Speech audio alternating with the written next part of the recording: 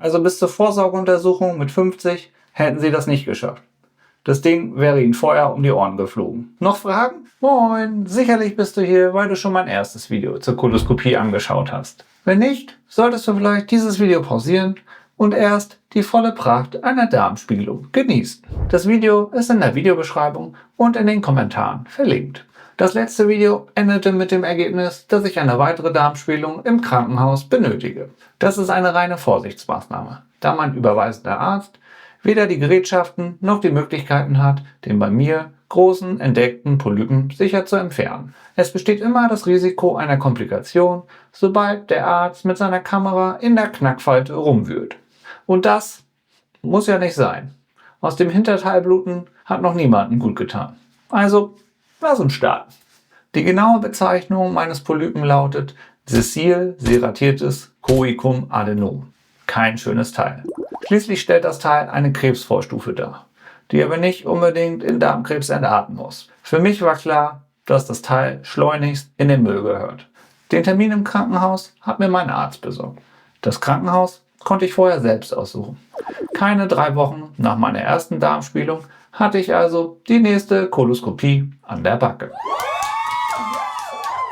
Wenigstens wusste ich diesmal, was mich erwartet.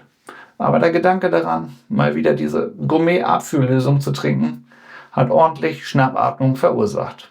Der terminliche Ablauf im Krankenhaus war dann derselbe wie bei meinem Arzt. Eine Woche vor dem Eingriff das Vorgespräch und dann kein gesundes Essen mehr.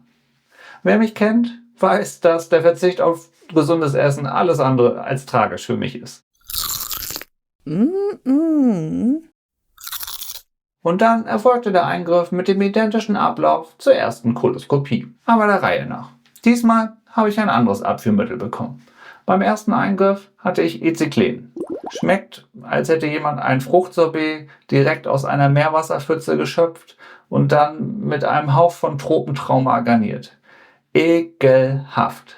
Aber diesmal gab es Moviprep. Hoffentlich ist das besser. Du musst hier mehr trinken als bei Eciclen. Und du musst es kühlen, damit es besser schmeckt. Nicht unbedingt aufbauend. Vor der ersten Geschmacksprobe hatte ich also entsprechend die Hosen voll. Aber ehrlich gesagt war ich angenehm überrascht. Das Zeug erinnert mich stark an Lipton Eistee Zitrone. Und den mag ich gern. Hätte ich nicht aufgepasst, hätte ich den Liter fast problemlos in einem Rutsch runterkippen können. Ich war glücklich damit.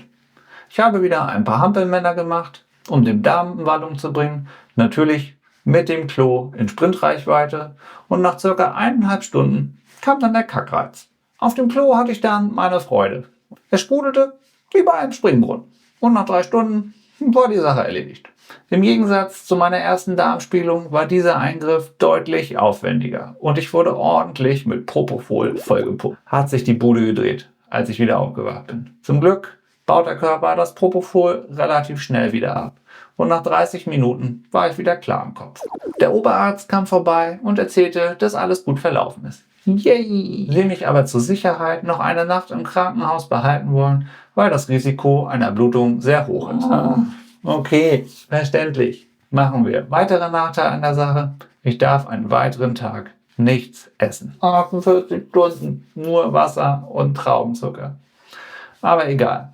Wie du siehst, ich bin nicht vom Fleisch gefallen. Alles verlief komplikationslos und ich konnte glücklich nach Hause und ein Festessen veranstalten. Wer jetzt glaubt, damit wäre die Sache erledigt? Haha, falsch gedacht. Es muss noch kontrolliert werden, ob wirklich keine Reste von diesen Polypen im Darm vorhanden sind. Mist, dachte ich. Das macht Sinn. Also, herzlichen Glückwunsch zur 3. Darmspiegelung innerhalb von 8 Monaten. Sicher ist sicher. Diese Darmspiegelung ist jetzt 1 Monat her.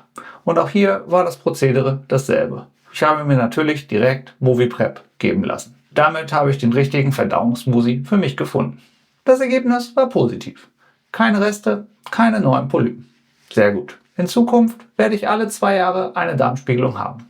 Das ist wichtig und richtig. Mittlerweile bin ich jetzt ja auch routiniert. Und es gibt keinen Grund, Angst davor zu haben. Ich kann nur mit Nachdruck an dich appellieren, dass auch du zur Vorsorge gehst. Mein Arzt hat mich mit folgenden Worten entlassen. Wer kam dann auf die glorreiche Idee, dass sie schon mit 40 eine Darmspiegelung machen? Meine Mutter. Danke, Mama. Also bis zur Vorsorgeuntersuchung mit 50 hätten Sie das nicht geschafft. Das Ding wäre Ihnen vorher um die Ohren geflogen. Noch Fragen zur Sinnhaftigkeit einer Darmspiegelung? Ich hoffe nicht. Bleibt gesund!